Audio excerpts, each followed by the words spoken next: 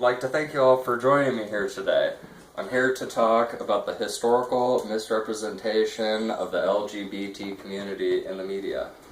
It all started in 1895 with the Edison short silent film, The Gay Brothers. It continued on until 1923 with the silent film The Soilers, with the character coined Sissy Man. During this time, the LGBT community was portrayed in a comical way.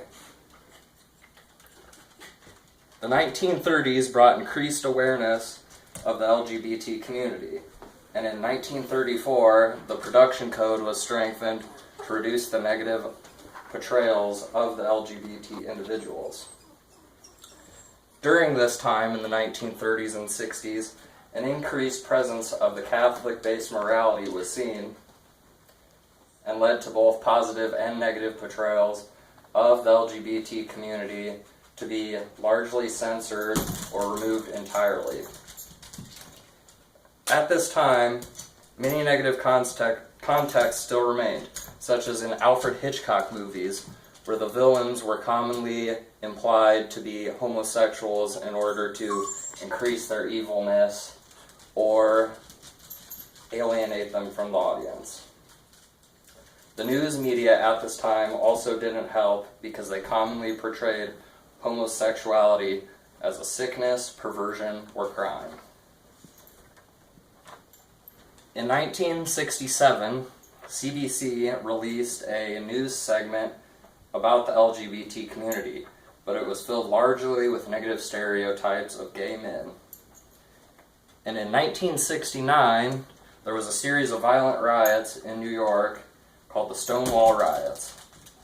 This marked the beginning of the modern LGBT movement, which had begun to take proactive steps to improve their public image. Activists at this time began to confront repressive laws, police harassment, and discrimination.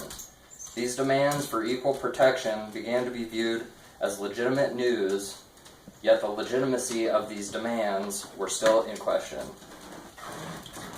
Soon afterwards, in 1972,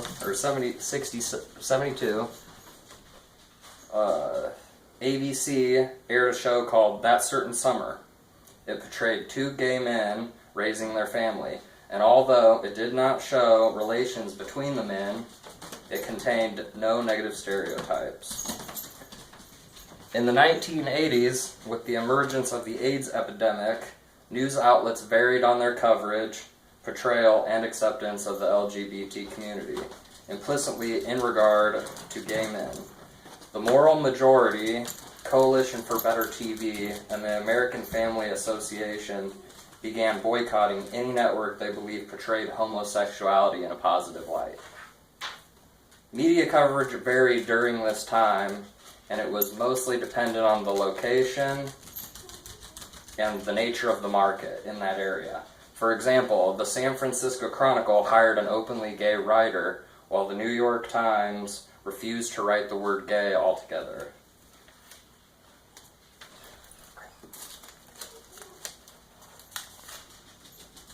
The AIDS epidemic forced the media to acknowledge the LGBT community, but it distinguished between innocent victims and guilty ones. Yet it also resulted in increased education of LGBT people and issues.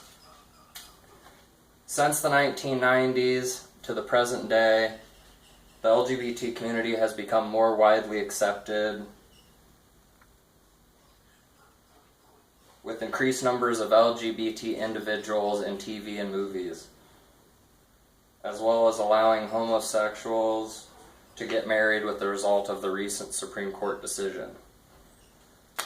With that being said, what we need to take from all of this is that we need to not internalize these stereotypes and treat these people as people and not demonize them, because all we're really looking for is some compassion and acceptance. Thank you.